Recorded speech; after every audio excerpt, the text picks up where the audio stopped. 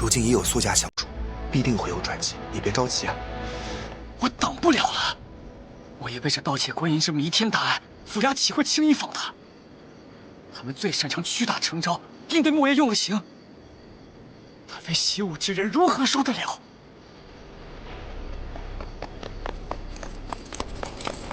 这边衙役再巡阅一圈，别回换岗，时机正好。好，吩咐下去，依计行事。哎，等。康桥只有莫言。哎，康桥，且听我3句，3句过后，若是你还是执意要去劫狱的话，我绝无阻拦。其一，我跟你莫言绝非恪守门规之人，但是我们皆有底线。冲撞官府，绝非明智之举，只会为门中所不容。其二，你们打算就这么杀进去，根本无从掩藏吗？如此一来，只会给门中招致无尽祸患。其三，这广惠庄可是你莫言大半辈子的心血，若是因为你的一时冲动，让他半生心血毁于一旦，你眼睁睁看着他后半辈子穷困潦倒度日，即使莫言不归，你自己原谅得了你自己吗？丢了广惠庄总比丢了性命好。我只要莫言活着。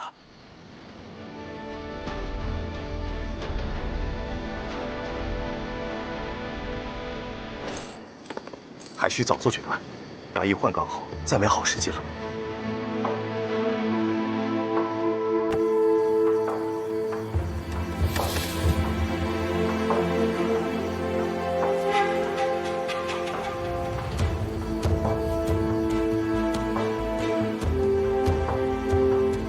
罢了，再等1日。但愿苏家有所作为。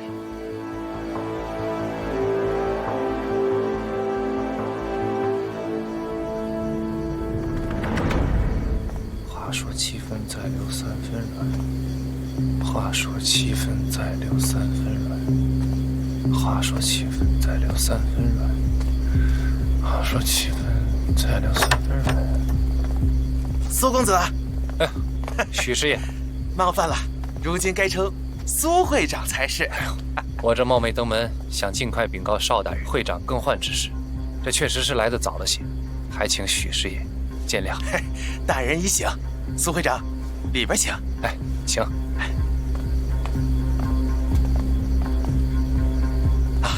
邵大人日理万机，醒来便在此批复公文。若非苏会长您这般贵客，大人是断不会接见的。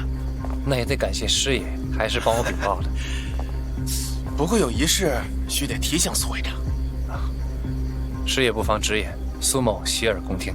那莫不凡盗窃银库，拒不认罪，令大人义愤难平，怒不可遏。苏会长切记，万不得提起此人此事。好。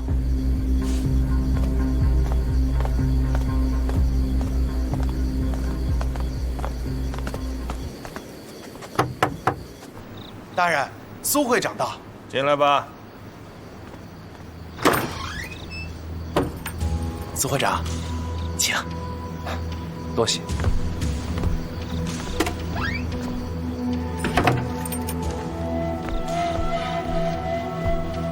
小民拜见大人。苏会长，先一旁落座。多谢大人。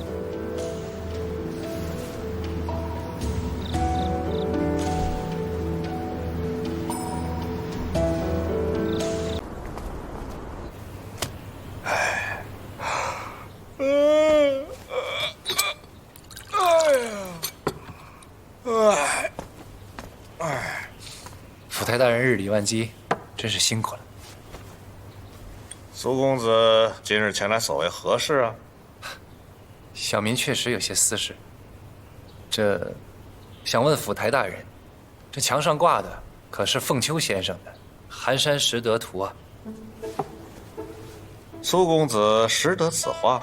实不相瞒，小民有一故交，深爱凤秋先生的《寒山拾得图》，只是这苦苦寻找几年，才知这幅图在府台大人的家中藏着。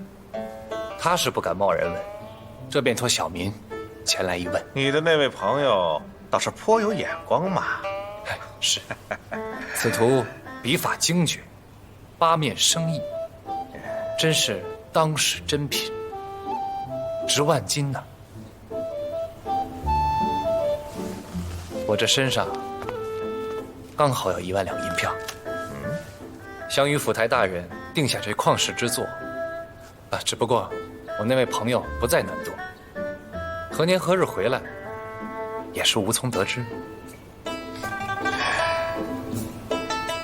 哎呀，也算是知音难求嘛。待他回来时，请到我府上做客。谢府台大人割爱。刚才确是私事，这还有一件公事，想请府台大人点拨个一二。若是那莫不凡的事，便不用再提了。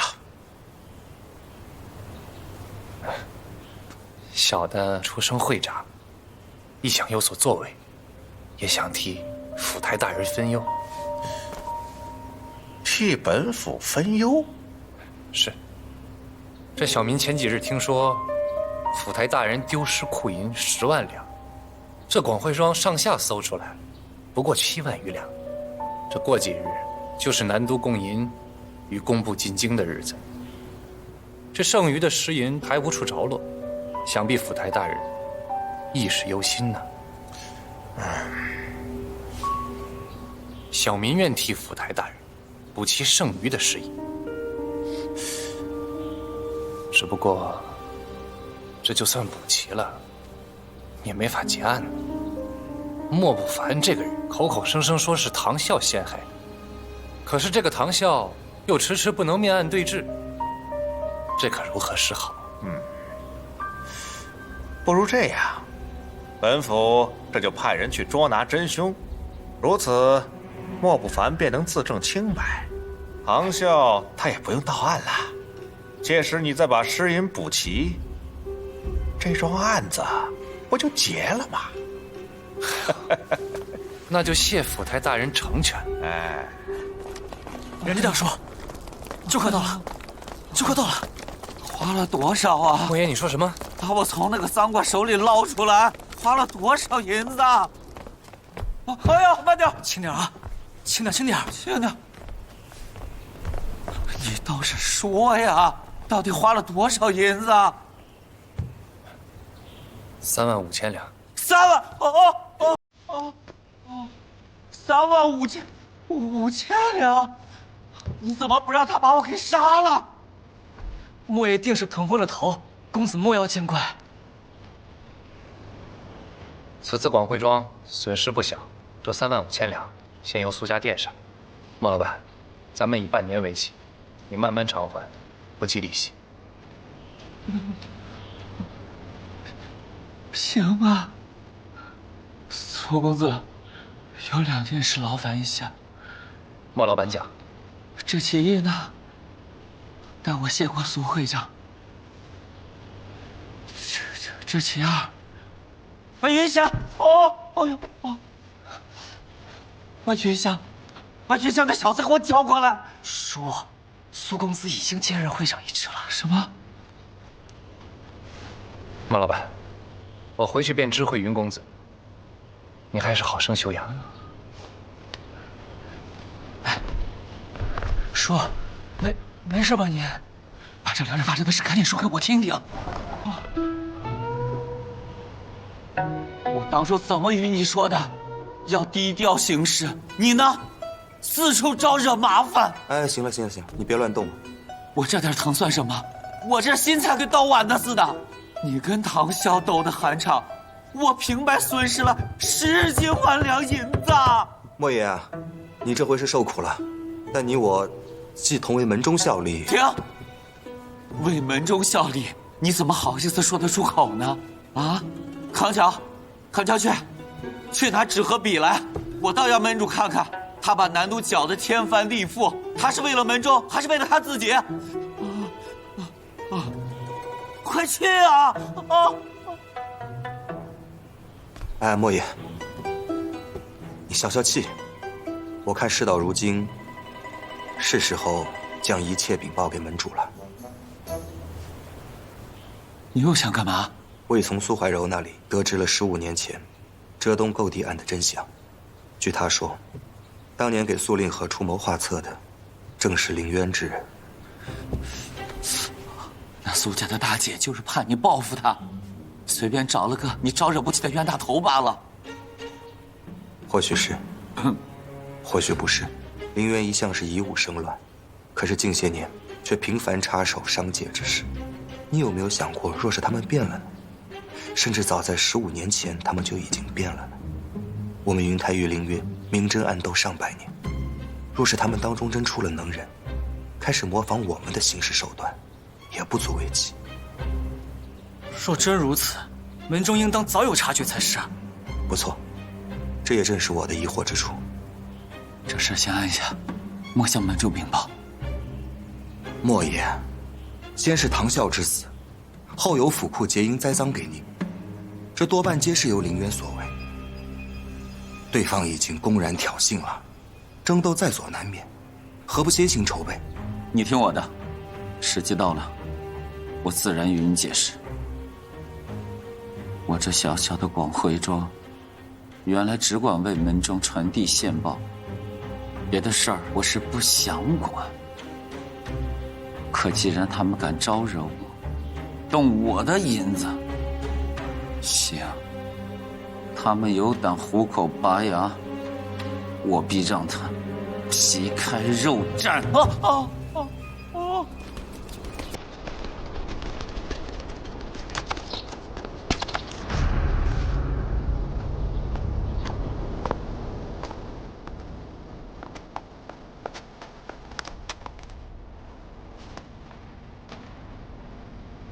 先生，是南都城叶舵主的急报。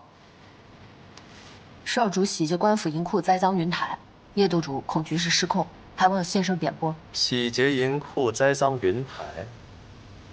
少主这招醉翁之意不在酒，真是越发老练。回，无妨。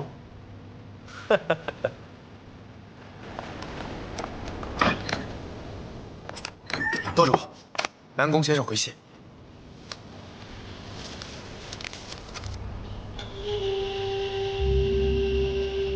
无妨，是说无需干涉少主。短短2字，说的是此等琐事莫要烦他，由我们自行处置。少主来的是南都，出了事情，自然是我失职。舵主，方才少主带着护卫出了西门，看2人背负行囊，应该是要出远门。看准了？看准了。走，我要亲眼看着他渡江。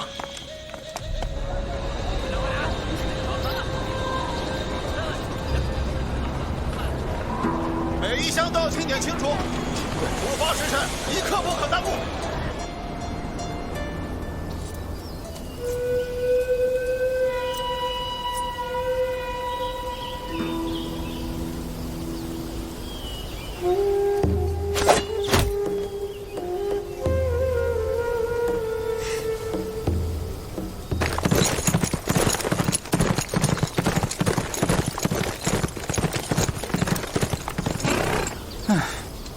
阴魂不散呢。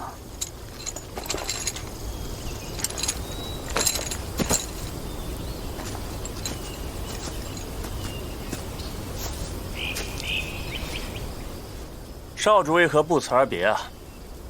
属下若知您要走，定要为您设宴饯行才好。坐。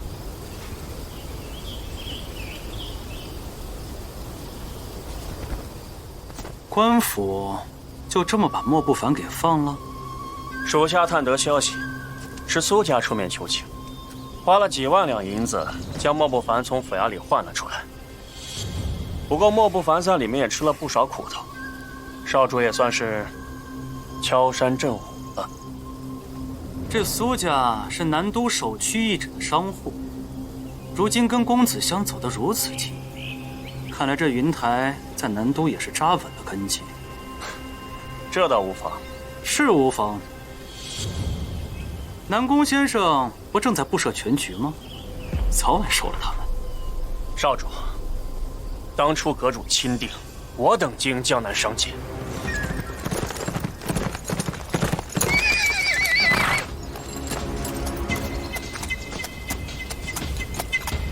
到了。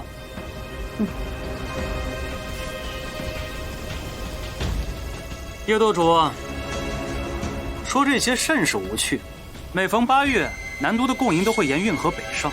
你既然专门来为我践行，不如看我们会猎一场如何？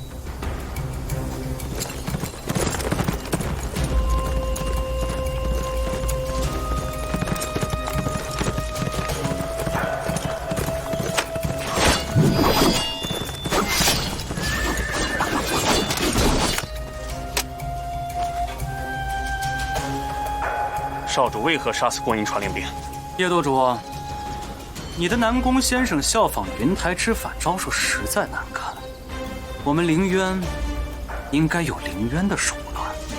我来给南宫先生一个惊喜，不必送了。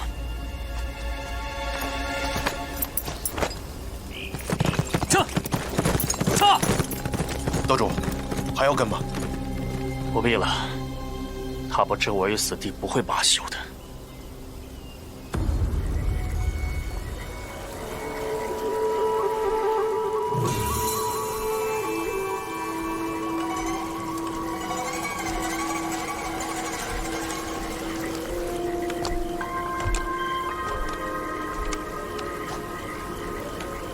大雾天，真的什么也看不清楚。每年贡银北上都是大雾天气。这南都的火牌已经传过来了，要熬啊！这真傻！火牌是传了，可根本没人通报传几时出发呀。传令人也不知道死哪儿去了。这都什么时辰了，连船队的影子都看不清。怕什么呀？这太平盛世的。又不像当年闹海寇的时候。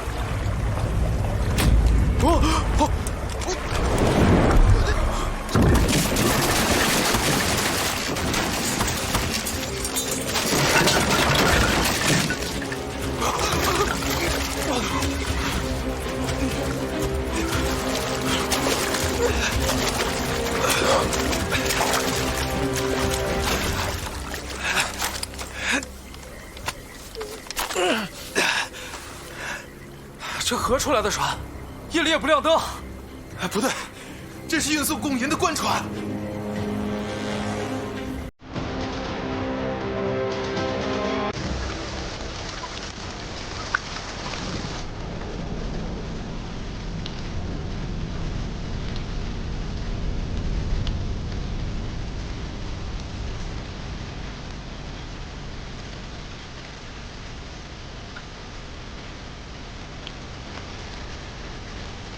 这个江南巡抚，怕罪责落到自己头上，就先参了少知府一案。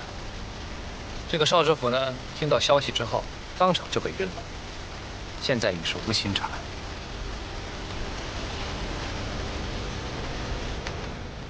若是我所料不错，现在南都城里大小衙门都在互相推诿，谁也不肯牵头查案了。确实如此。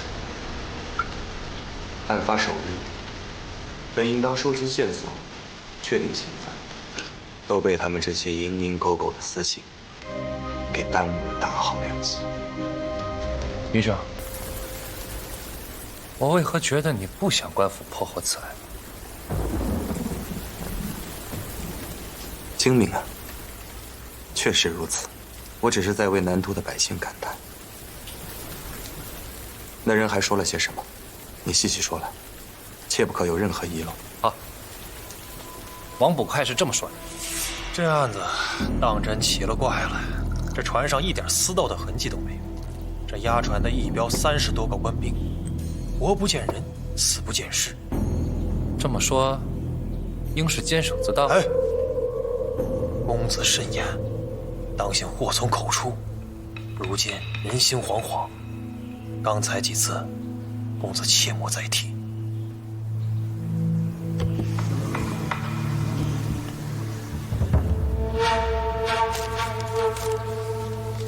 你说会不会不能说的，就越是可疑？倘若真乃那些押船官兵监守自盗，那就是满门抄斩的大罪。想必他们的老少妻儿都还在南都城中。可一个官兵1年的俸禄，也就不到300两，这眼前放着10多万的官银，抛妻弃儿也是有可能吧？一船有30余人呢，哪怕他们全部抛弃妻子，想要不走漏半点风声，绝无可能。那人还说了些什么？10万两官银呐，还有公子家的贡布，岂是说搬走就能搬走的？只要上岸，车辙马印，线索总该留下点吧？我们巡抚衙门4个巡防营，沿河80余里，两岸全找遍了，愣是一点线索都没有。那要是这样，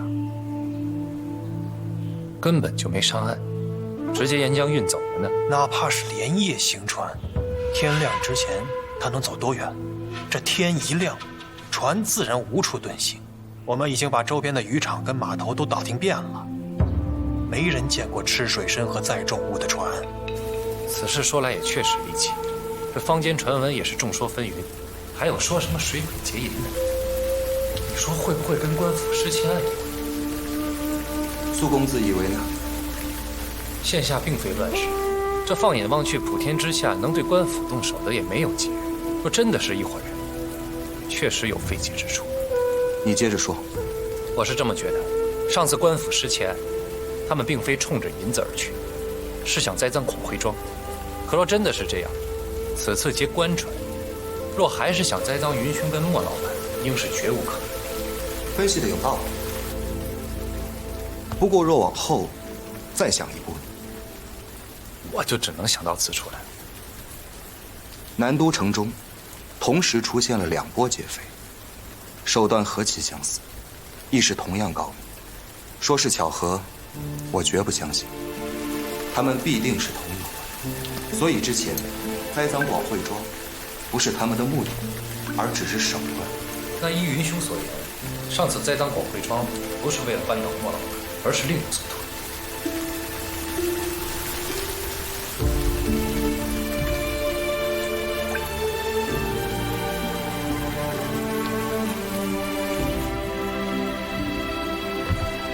明玉啊，我不是不想说太多，只是此次的水鬼劫银案，恐怕会招来一场轩然大波。我不想你被卷入太深。可现在贡部都不知去向，我如何坐视不管呢？我只是不知道该做什么。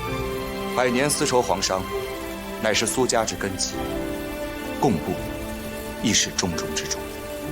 织造司那边你可打点了？这你放心，我找了几个相熟的工人，都已重金打点过了。他们也说可以帮我延期，还找了一批新的职工，正在赶制工部。好，那这段时间你安行此事即可。好，那我先回去。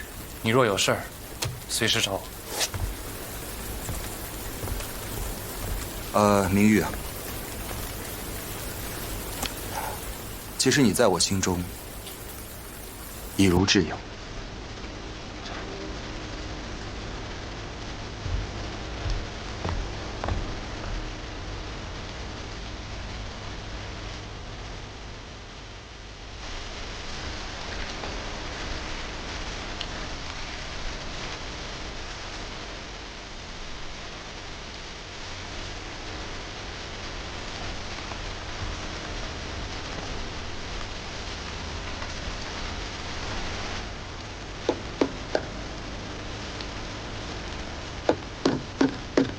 小南，小南，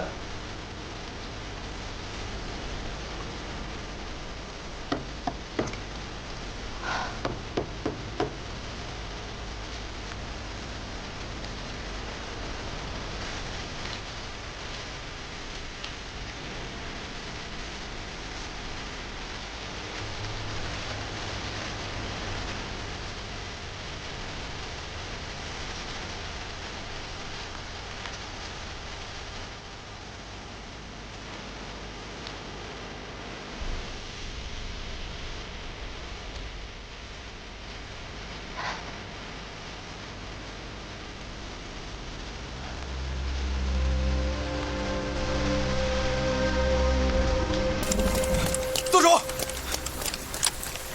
舵主，舵主，什么是慌慌张张的？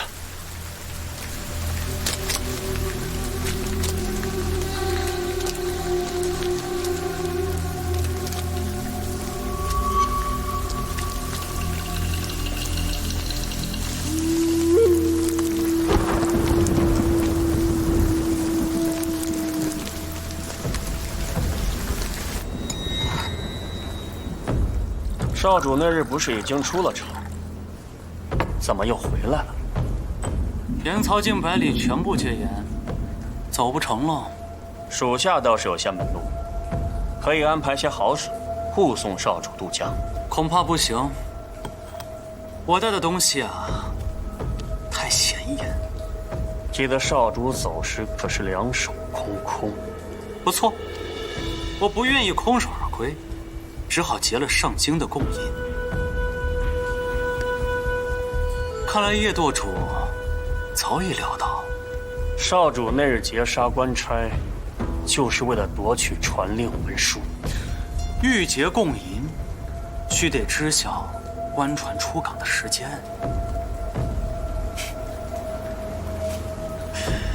叶舵主，南都的地界你比我熟。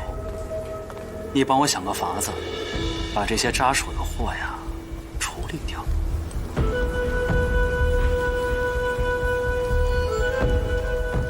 叶萧，少主并非是与你商量。少主是要我引火自焚。叶舵主何出此言？你放任唐老板败光了阁中的银子，我这是千方百计帮你补空缺，你当谢我才是。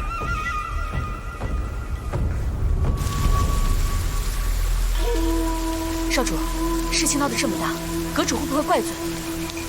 怎么，连你也想管束我？岳无不敢。阿娘老糊涂了，一再放任南宫放扩张势力，我那姐姐也是愚不可及，竟妄想借云台之手制对南宫放。以她的心智，只怕早被公子相反制了还不自知。女流之辈婆婆嘛，都难成大事。岳无只做少主最快最好的道路。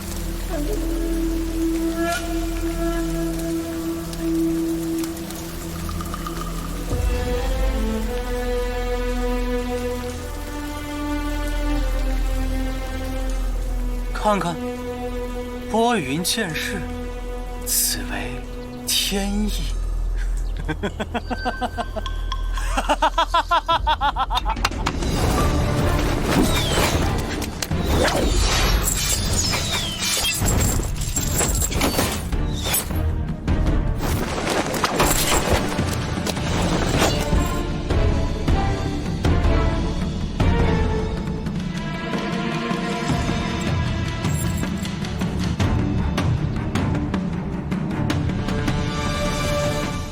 姐姐要杀我，既然屡劝不听，只好将你绑回江北。好啊，来，让碧月屋带着我的尸首回去便是。大小姐若是怪罪，请杀了月屋，切莫伤害少主。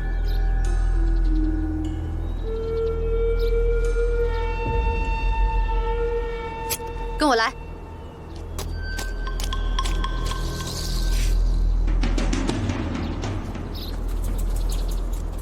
我初入南都时在此落脚，这屋子出过命案，也有些唬人的传闻。方圆几里鲜有人来。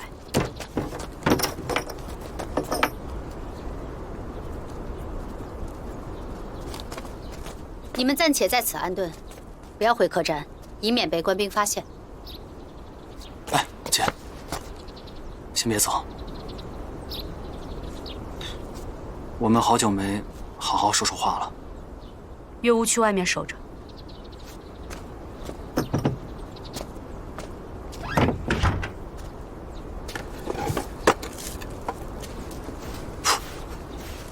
姐，来。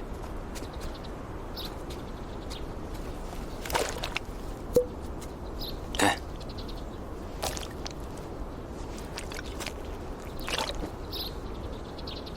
想想我们姐弟二人，从小居无定所，跟着阿娘四处奔波。他要忙着打理阁中事务。我们在外遇到毒虫野兽，或遭官兵追捕，多少次死里逃生，都是姐替我避灾挡祸。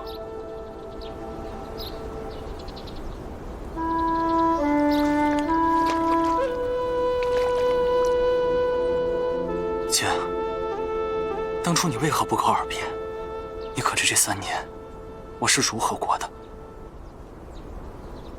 我当初为何离开，你不知情。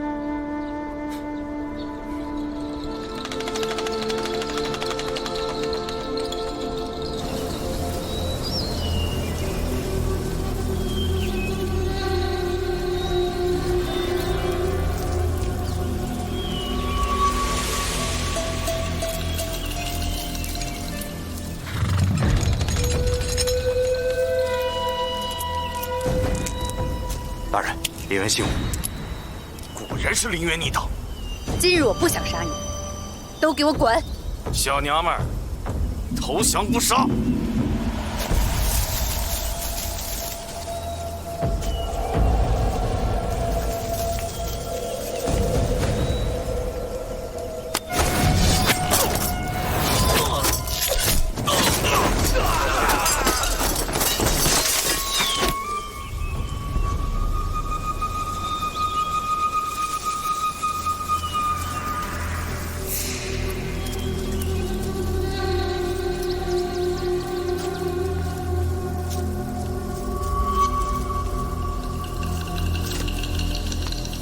娘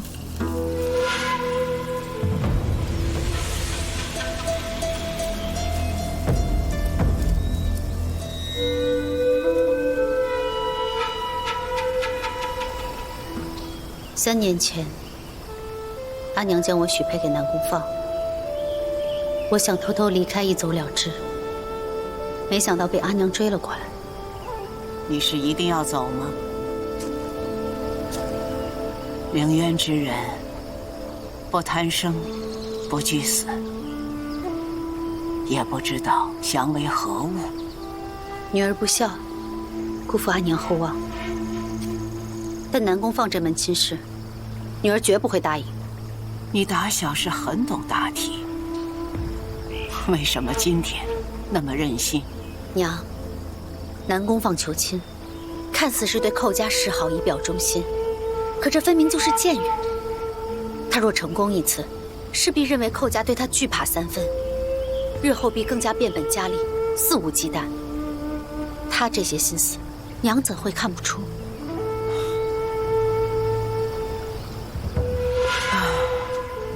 果然是我女儿，看局势看得清楚。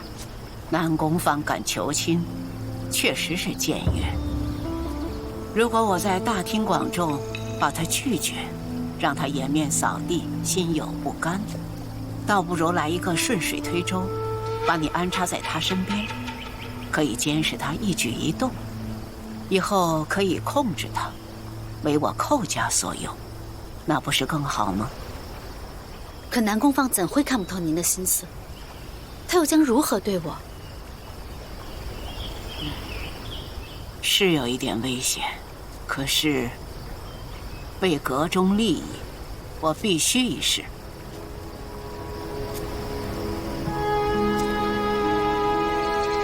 你不会让娘失望吧？为阁中利益，两害相权取其轻是吗？可我是您的亲生女儿。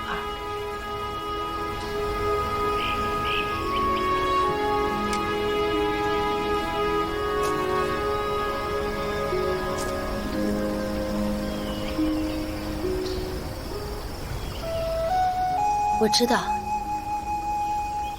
南宫放以尾大不掉，为防止阁中内乱，势必慎重用身。女儿此去，并不只是为了逃婚，我定有方法对付她。你打小性格刚烈，如果我硬要把你带回去，你会以死相逼吗？女儿此去，定不会让娘失望。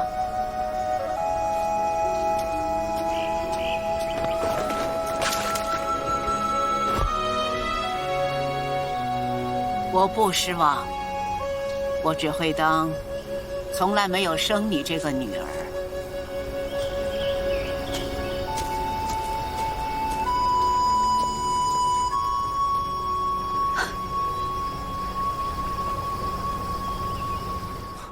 当真老糊涂，当初是谁重用南宫放，待到局势失控，就要拿亲生女儿来做交易？不可胡言！我哪句说错了？若非他手术两端，酿成今日祸患，姐姐如何会有这样难堪境遇？阿娘向来以大局为重，不论儿女私情。当年的境况，她也别无选择。什么别无选择？当年她接二连三仓促起事，多少义士惨死，伪朝官兵刀下，凌渊因此重创，这才重用南宫放筹集资金稳定局势，全是他混招结出。此事不可再提。当年阿娘接连起事，亦是为了稳固寇家在阁中地位。那些事情错综复杂，绝非三言两语就能说清。姐，他对你如此绝情，你却百般维护他。她是我娘，我只有你们两个亲人。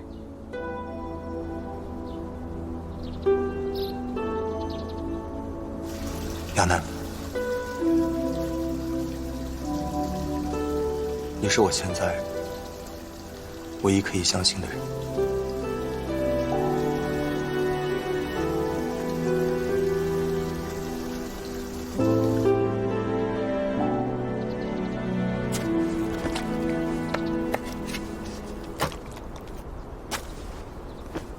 姐，我还有一事不明。什么？你我都为对付南宫放，替凌渊打破死局。如今眼看叶宵已在悬崖边上，我不费吹灰之力便能解决他，你为何横加阻拦？你要将叶宵推下悬崖，自己将站在何处？你可知公子相已猜到，你栽赃莫不凡，乃是另有所图，断定劫夺官船，并非只为银子。就算他猜到此处，那又如何？你还不明白？如此下去，他很快会发现，南都城除了叶宵，还有另一股凌渊势力。姐，你把这公子香说的神乎其神，简直多智而近妖啊！你若对他了解一星半点，就知我并未夸张。姐，你莫不是中了他的蛊惑吧？可纵使他有通天本领，不还是被你给骗了？我看他对你倒是在意的很。不说这些，此事你听我的。行，那我静观其变，但有异常，我待闭月无出城便是。你最好立刻就走。不行，我不能留你一人与他们周旋。你想想看，我知晓叶宵所有部署，你掌握云香一举一动，你我联手，何愁大事不成？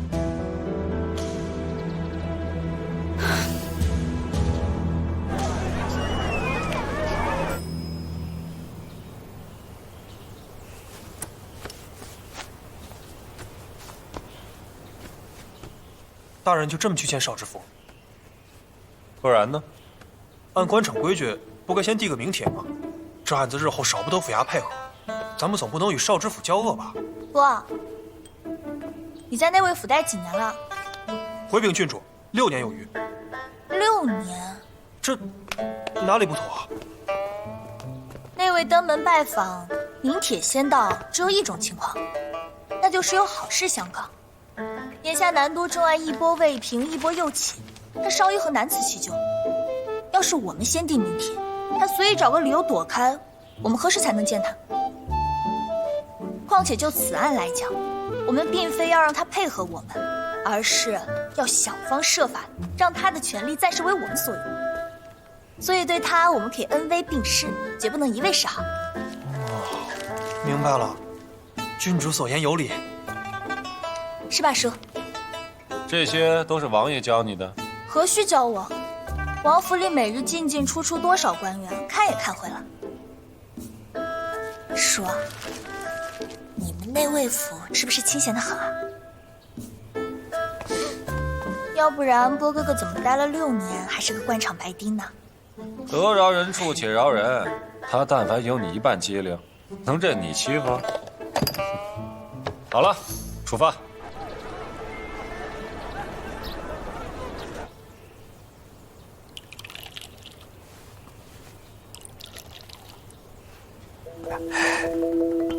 下官借着临江楼的醉花阴，先敬郡主一杯。郡主将临南都，下官未能远迎，真是有失礼数啊。我刚一下马车，我就想起来，小时候随爹爹游历南都，在这院子里很是住过一阵子。今日算我回家，何须你来迎我？啊，想不到我与郡主竟是这般缘分呐！实不相瞒，下官此次造访南都，一无宫中尚书，二无内卫衙门指派公文，全因得知南都府库失窃，想来彻查一番。不料半路听闻水鬼结阴的奇案，职责所在，就想求个真相。本府正因此事焦头烂额，只不过就此案来说，当真怕委屈了神部啊。此话怎讲？本案理应由我南都府统管，柳大人既无上命在身，按照朝廷的律令，当听本府派遣才是。邵大人，我听爹爹讲过你的一件趣事，不知是真是假。5年前，爹爹巡游南都，这是邵大人设宴款待？确有此事。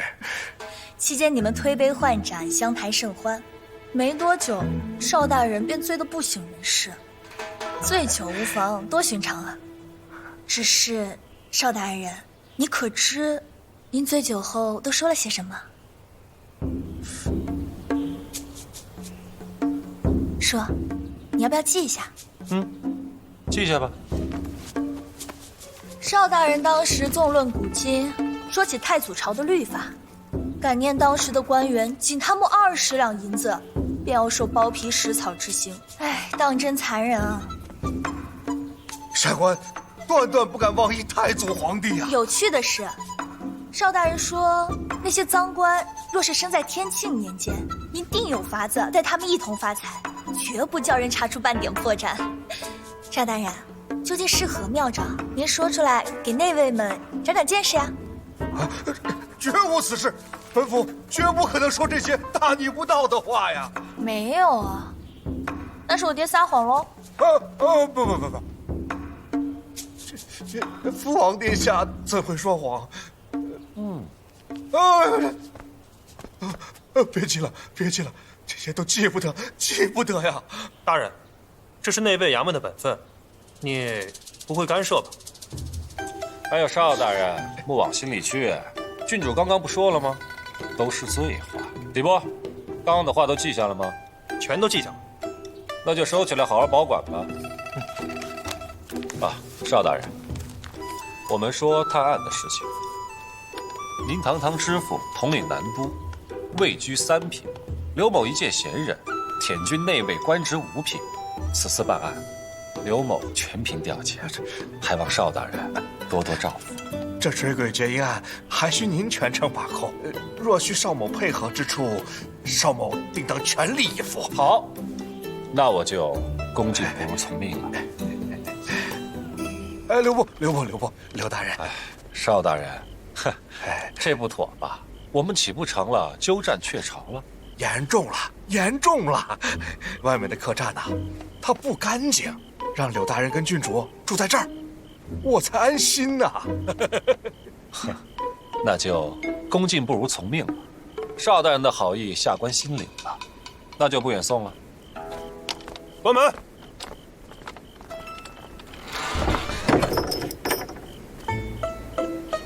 大人，这如何一场酒就变成这般？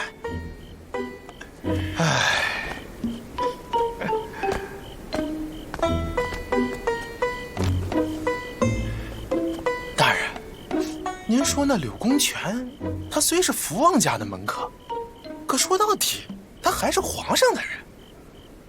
那他此次带明珠郡主来南都，到底是为福王办事，还是为皇上办事？大胆！这是你该说的、该问的。张嘴！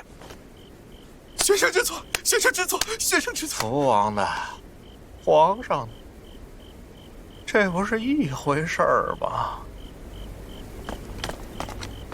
说，怎么样？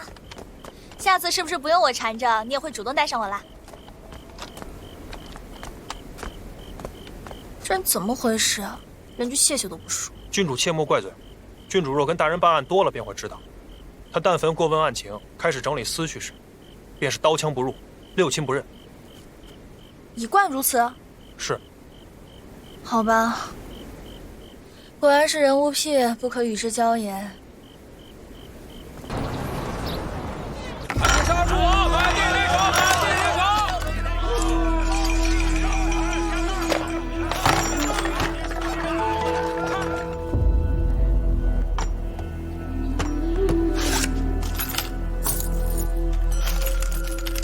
袁老板，您看，您这新换旧银，短短半日已经换了6000多两，有何不妥？东家不在，老朽实在不好做主啊！少废话，这是你东家早已同意的。里边请，客官里边请。里边请。就是他，你可看准了？此人进进出出好几回，每回空手而出，总要背一个包袱出来。看走动模样，包袱绝对不轻。我先走。少主，这便是大小姐说的影子。没错，只是未曾想，这康桥也是习武之人。哼，不过尔尔。此事甚是有趣。那边南宫放效仿云台钻营商道，这边莫爷学着凌渊培养死士。如此下去，这二者合二为一，岂不皆大欢喜？去，做我交代的事儿吧。是，少主。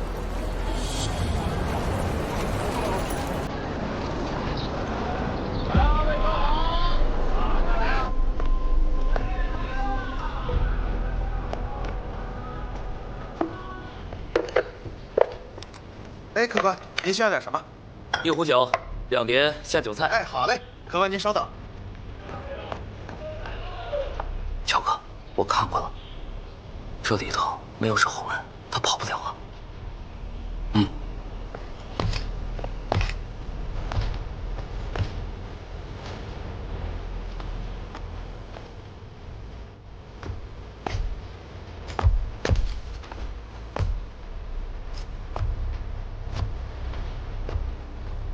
转手了，我们是盯人，还是盯银子？银子。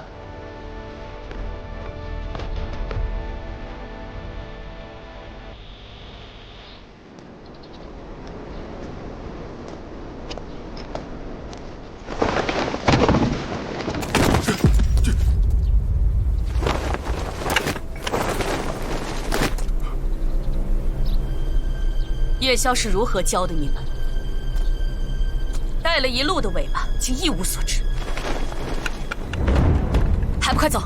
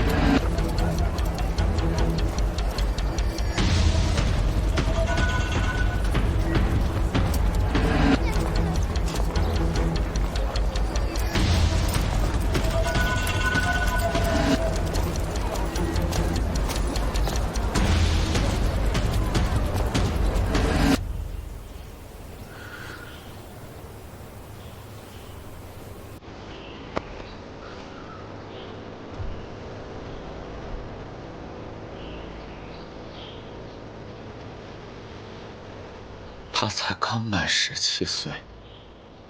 之前派去监视唐啸的3名影子，至今下落不明，多半已遭了毒手。短短4日，折损4人。善战者，治人而不治于人。早一日直面，便多一份胜算。那都是一群疯子，你可曾想过跟他们对峙的后果？莫言与我相识已有段时日，你心里应该清楚，能在此时与你联手的，就只有你面前这个人。为了复仇，你当真什么都不怕吗？有莫言在，亦是我的底气。你早早算准了今日。是，或不是。李渊狂徒穷凶极恶，陷害莫言，杀我兄弟，这口气我咽不下。如今已经惊动了对方，唯一的线索也断了。眼下的线索虽断了，但还有一条新的线索等待我们去查。什么线索？炭。对，荣因必要烧炭，熔10万两，得烧多少炭？云公子留步。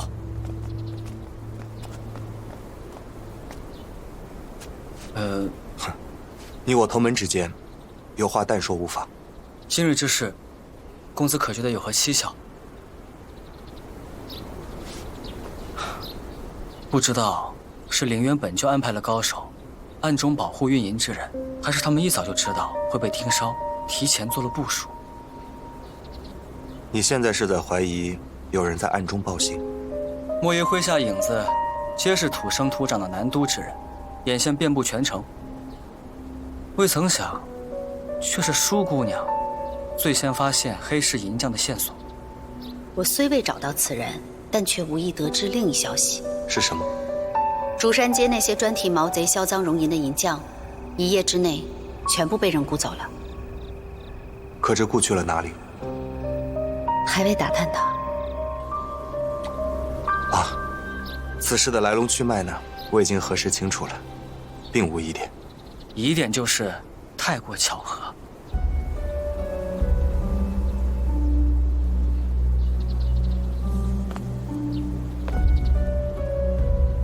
既然你如此怀疑，为何刚才不当着莫爷的面说？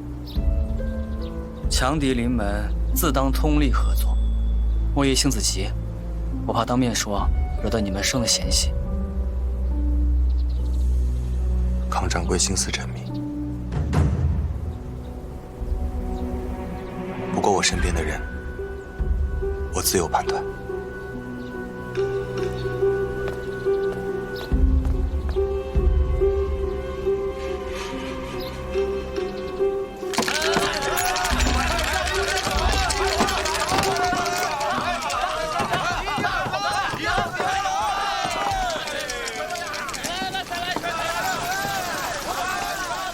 今日如何有兴致约我喝酒赏月啊？最近觉得乏得很，却总想起那夜的酒。还记得那天在江边，你拎着酒就去找我，本是为了安慰我，可没想到把自己喝得酩酊大醉。这些囧事，你就忘了吧。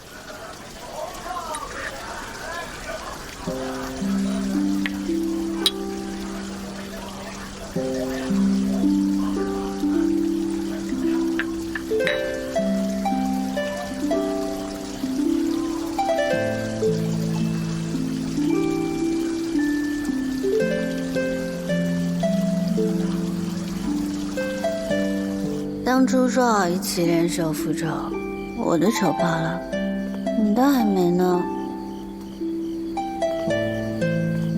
这回我要留下来，好好盯着你。说什么也是醉话，你就别想了。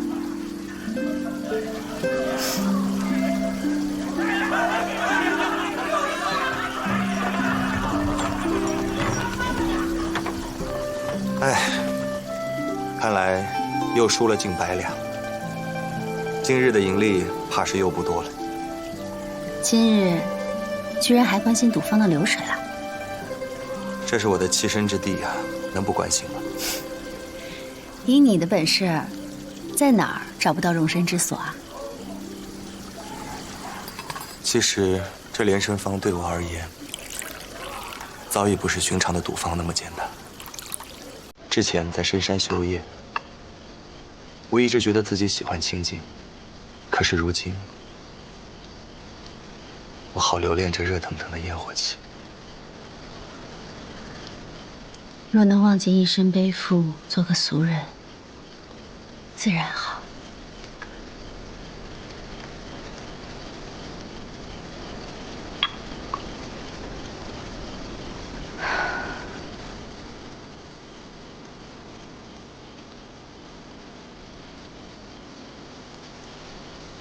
是啊。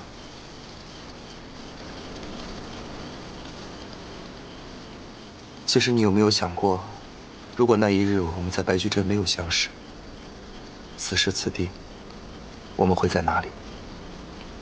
该遇见的，总会遇见。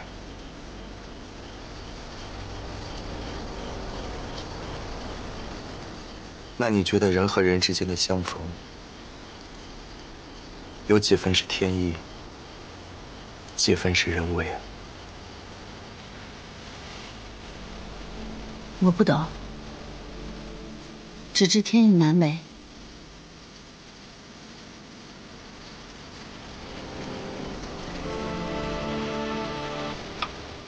天意难违，人心难测。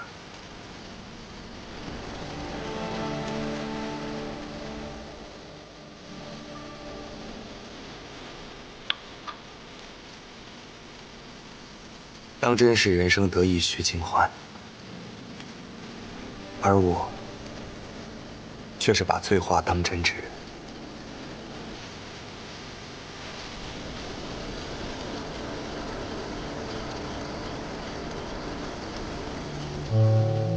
你怎么了？跟莫爷聊得怎么样？这几日都没有听到你提他。那边的线索断了，莫爷的手下遭到反杀。据康桥说，杀手是一名年轻女子，手持的兵刃甚是怪异。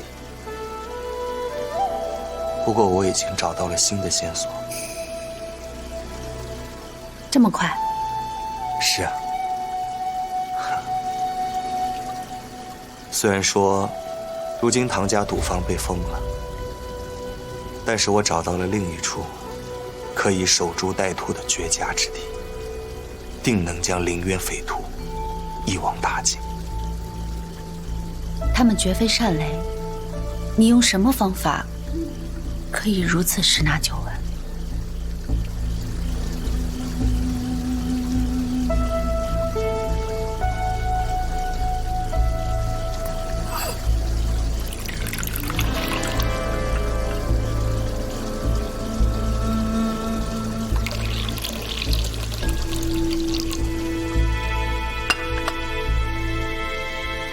明日你跟我一起，你自然会明白。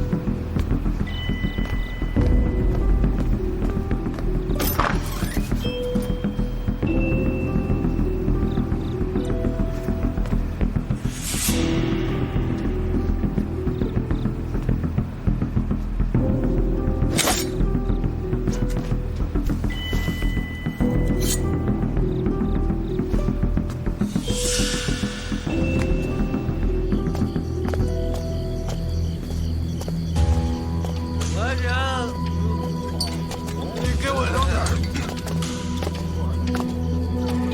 小娘子，高兴，高兴了。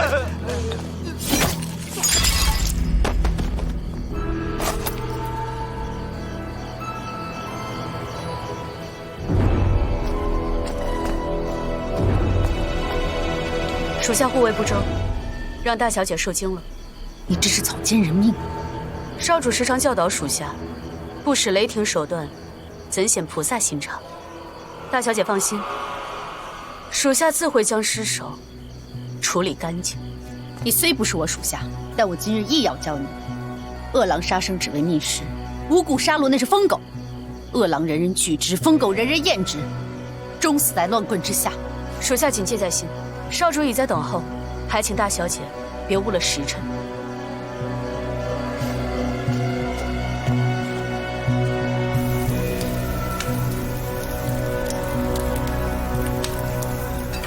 要劳烦姐姐深夜传信，我真是过意不去。不知道隔了这么多年，姐姐的口味变了没有？寇元杰，你休要与我作戏。你口口声声答应我按兵不动，为何又命闭月屋阻拦云台追查？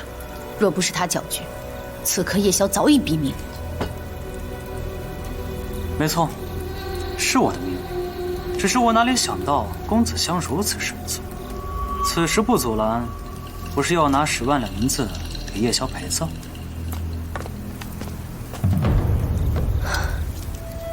公子香可能对我起了疑心。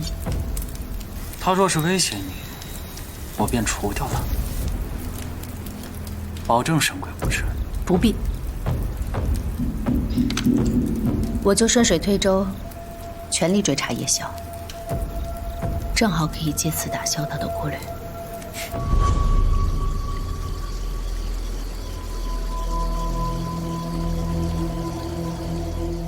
今日之事，公子可觉得有何蹊跷？不知道是凌渊本就安排了高手，暗中保护运营之人，还是他们一早就知道会被盯梢，提前做了部署。未曾想，却是舒姑娘最先发现黑市银匠的线索，疑点就是太过巧合。如果是你身边最亲密的人背叛，你首先想到的也是他，不是吗？你承认自己是凌渊乱党啊3年前，我曾游历甘州，救下一名濒死的凌渊门人。那你是不是偷学了他们的武功之后，再择机逃跑的？正是。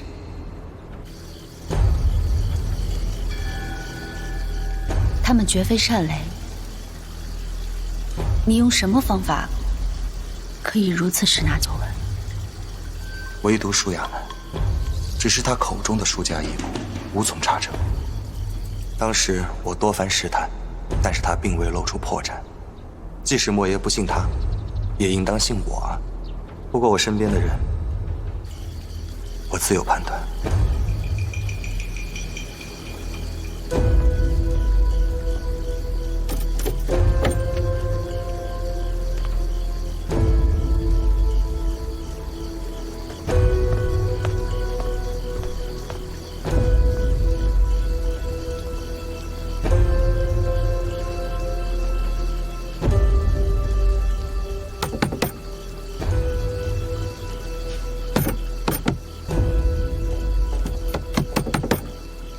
亚楠，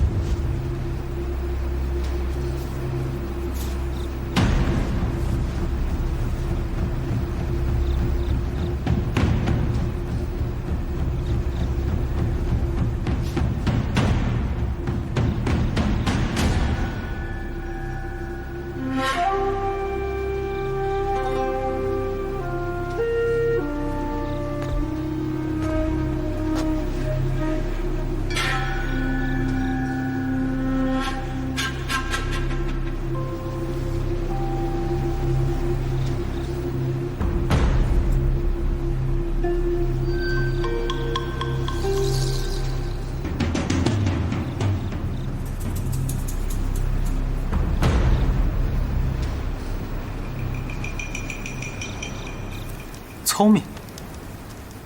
若是如此，就算他怀疑你的身份，也万难想到你就是凌渊大小姐。你若与凌渊有染，又岂会帮他对付自己同门？姐，不如你就别回去了。明天一早便乘船渡江，剩下的善后交由我来。以我对你的了解，这才是你的真实目的吧？我不过是担心你的安危。担心我的安危？眼下娘年事已高，你是担心我与你争夺阁主之位吧？姐姐若争，我也拦不住。若是我真与你争呢？姐姐可记得小时候，你从林中带回来一只小鹿，我们争着喂，抱着玩。后来，你怕我没分寸，便不许我再碰。别说了，我便当着你的面，把它摔死了。你从小到大，真是从未变过。人呢，怎么会变呢？姐姐你也一样，你是凌渊的人，阿娘给的印记，一辈子都洗不掉。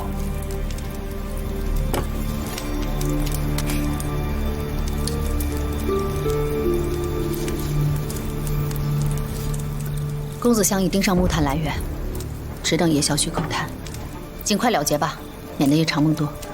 行，我正好闲来无事，去催催夜宵。姐姐慢走。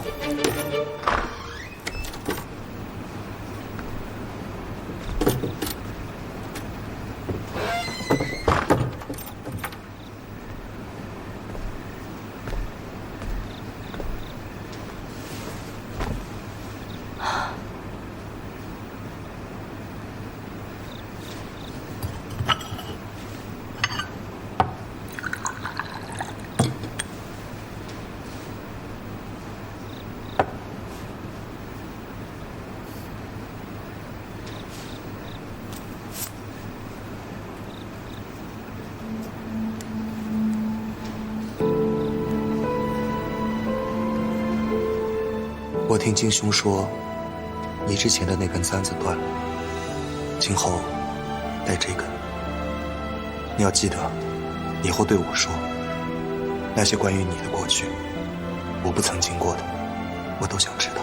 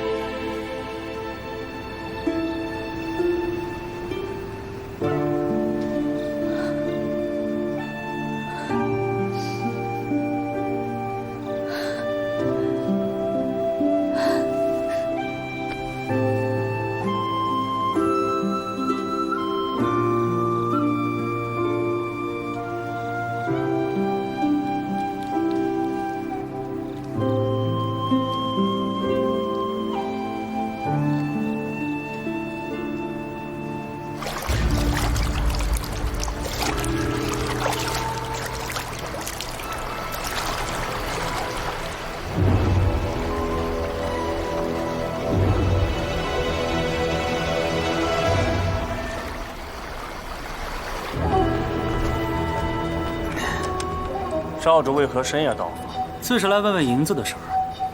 方才容了一小半。至于你先前说的可不一样。别的不说，关键是炭不够，运一次只够烧1、2日。若频繁运炭，又极易被人觉察出异常。这有何难？多找几处买炭，你不是轻车熟路？数日内，官府已经丢了2回银子，外面已经风声鹤唳。我懂了。夜长梦多，抓紧时间买炭，加快铸银速度。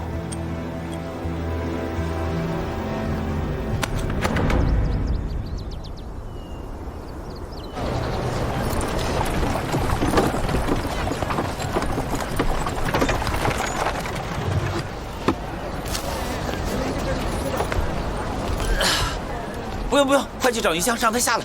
好。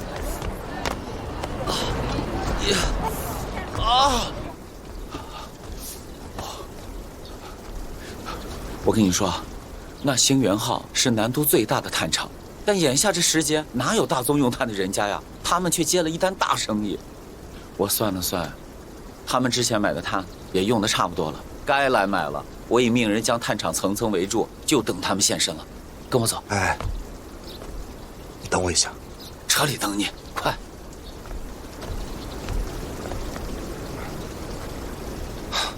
我想先去找个帮手。公子要去找谁？此去凶险，多个人稳妥一些。我昨日说的，公子当真不以为然。康掌柜怕是多虑了。我自问这世上还没人可以骗得了我。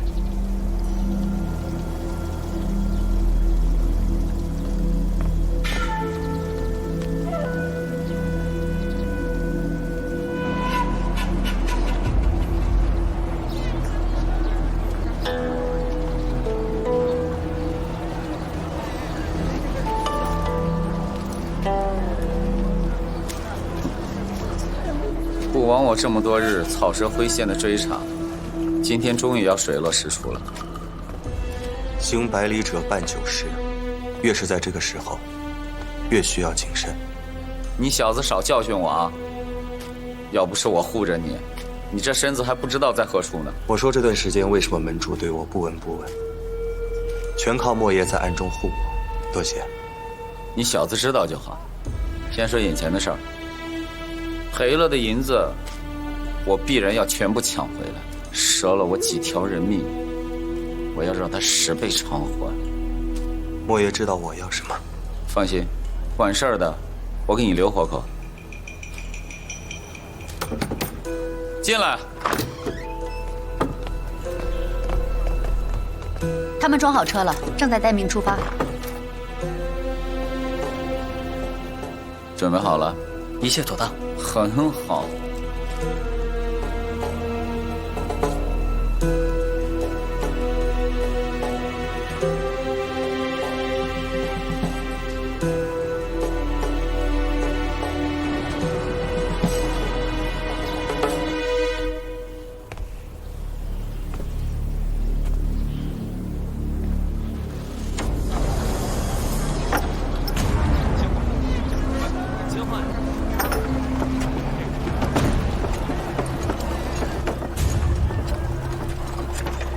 准备好，出来了。出了几辆？5辆。那多半是在调虎离山。院中一共停了10余辆马车，全部满载货。若是满载，光看车辙，无从判定孰真孰假。人手够，就全部跟。对，确要万无一失。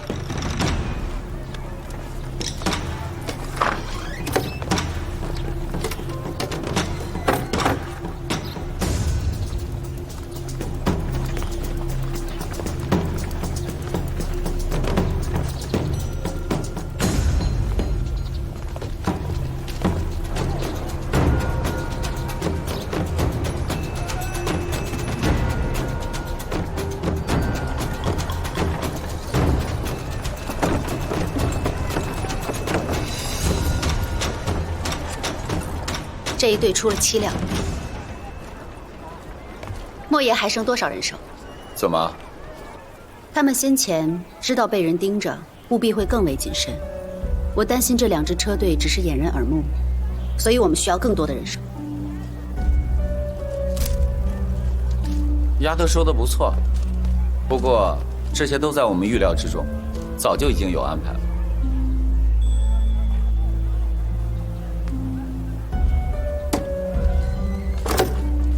你的思虑越发周全了，再过几日，只怕都骗不到你了。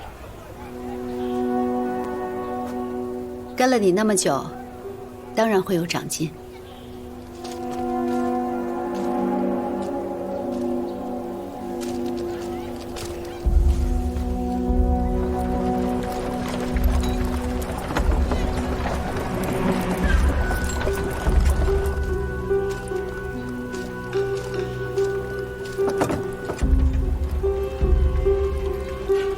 这回事了。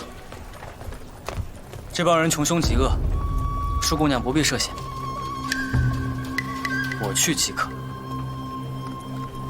亚楠，你留下，康桥就跟随车队，我另有重任托付于你，会很凶险。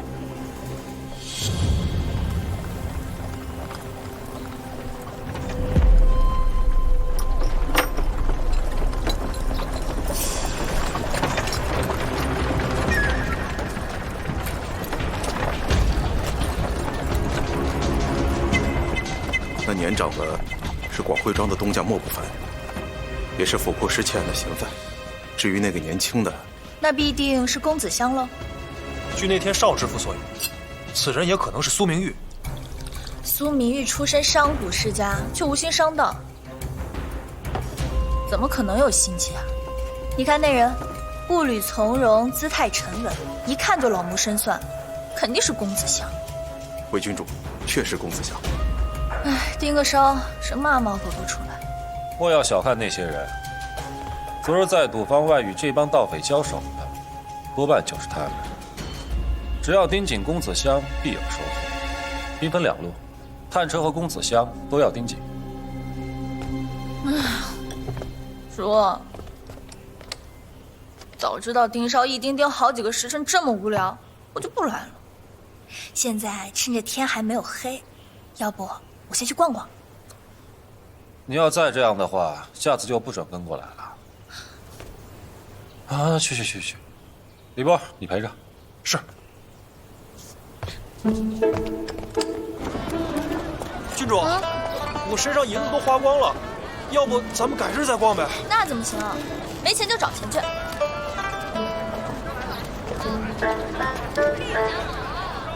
连生坊，这个可是公子香的赌坊。对，就是这家。我从来没去过赌坊，正好赢些钱。走。啊，郡主，使不得，朝廷有令，女子不得进赌坊。那说的是寻常女子。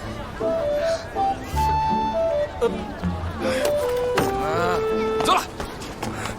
哎，姑娘，长得好漂亮啊！交给你了。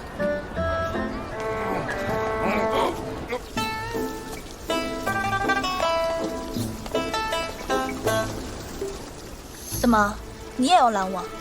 姑娘误会，最近朝廷宵禁，我们要打烊了。郡主，有大人让您速回。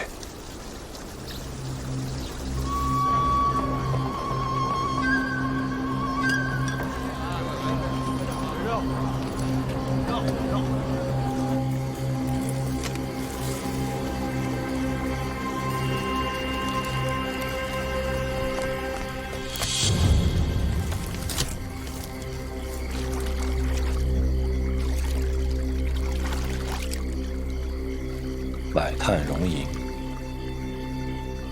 这谁能想到隐藏在内湖画舫中？灯下黑，这伙人当真艺高胆大。大人果真名不虚传，水鬼结阴案就这么破了。谁说破了？柳生部，传令下去，马上调集人手，今天晚上收网。是。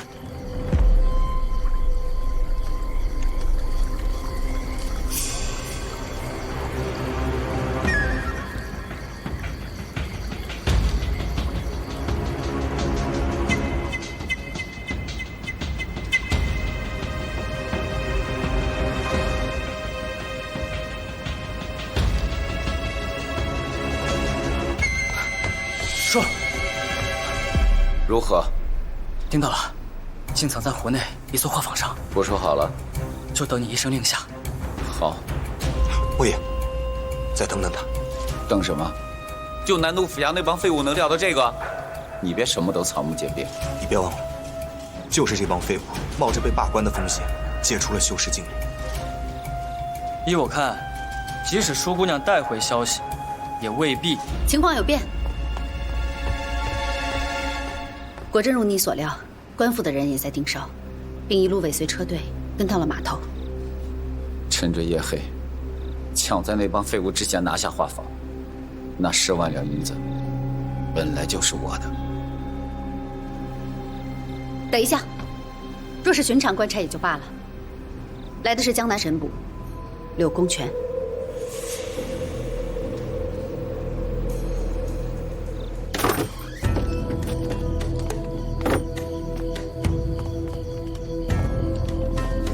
刘大人，眼下那只船就在湖上飘着，咱们这黄雀是埋伏好了，可螳螂似听到了动静，今夜怕是不会来了。说来也怪，这公子萧与莫不凡分明也是冲着画舫去的，临到关头却匆忙撤走了。不稀奇，我刚到湖畔时便发现有高手尾随。那叔何不出手擒下那人？兵以利动，我若没十足把握，又会打草惊蛇，自然不可出手。想来那尾随者应是公子襄麾下。这样也好，至少能将那群狂徒一举拿下。只要人赃并获，此案也算了结了。哼，结了吗？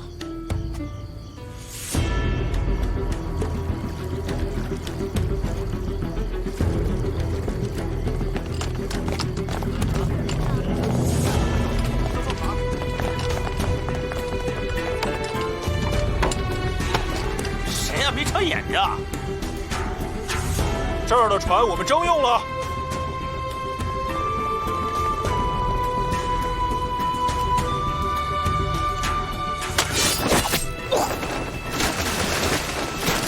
别让他们跑了！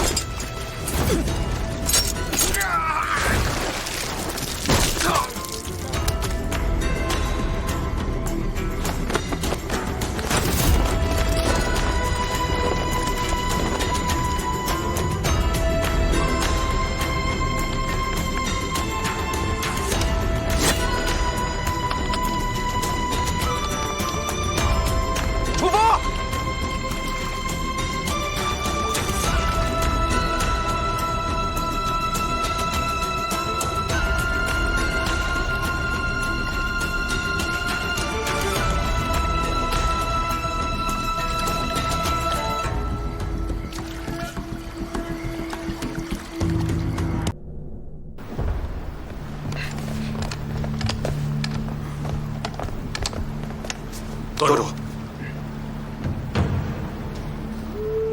你们方才可听到些什么？舵主，昨夜一共住了7000两，还剩多少？5万出头。现在就算日夜不休，也还要4、5天。再做1天，明日将剩下的官兵全部沉水。舵主，那少主那边怎么？我自会应付。舵主，来了好多船。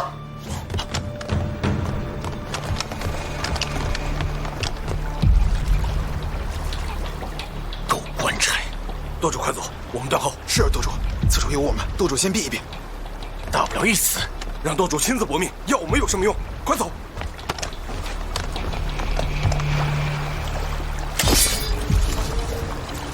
舵主，兄弟们，泉下再会！上甲板防御，死神死矣！快快快点！我们怎么办？赶紧跑啊！赶紧跑！走啊走啊走啊！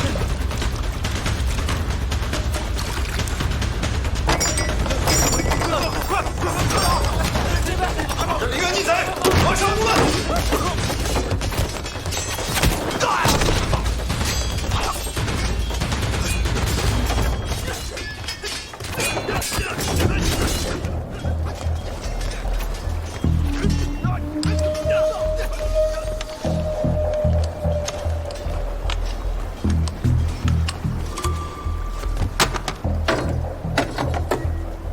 大人，发现一处暗仓。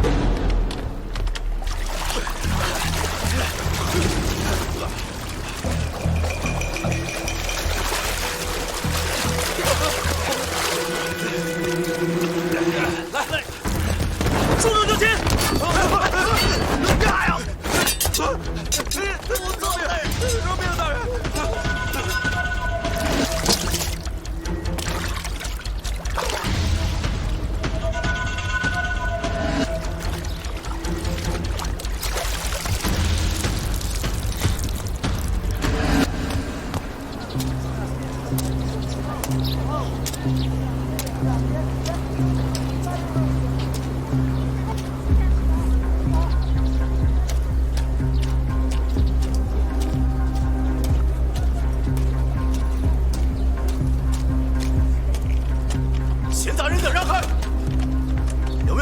身失踪的贼人经过？没有。走吧。哎。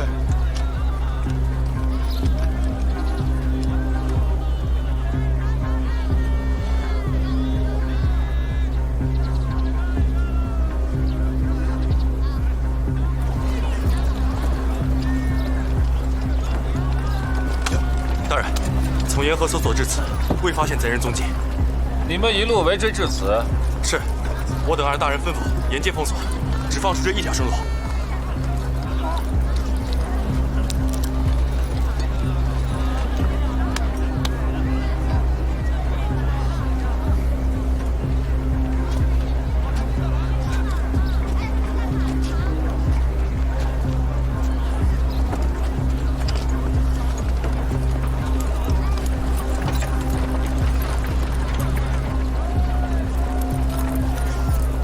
叔，你确定他来了这儿？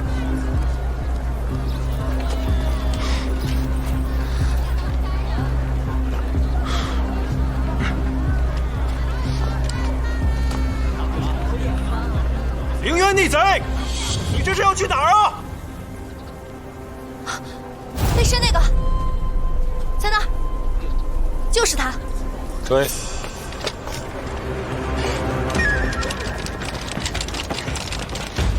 让开！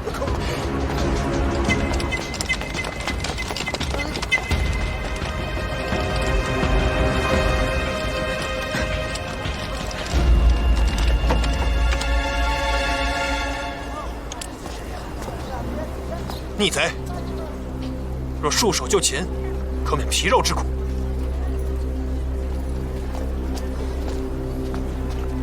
在这等我。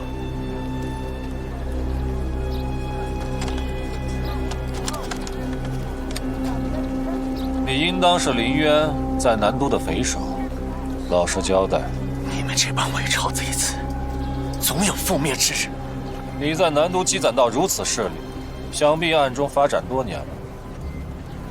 为何突然洗劫官船，为了点银子，自寻死路？事已至此，何不从实招来？刘某有专擅之权，可保你性命。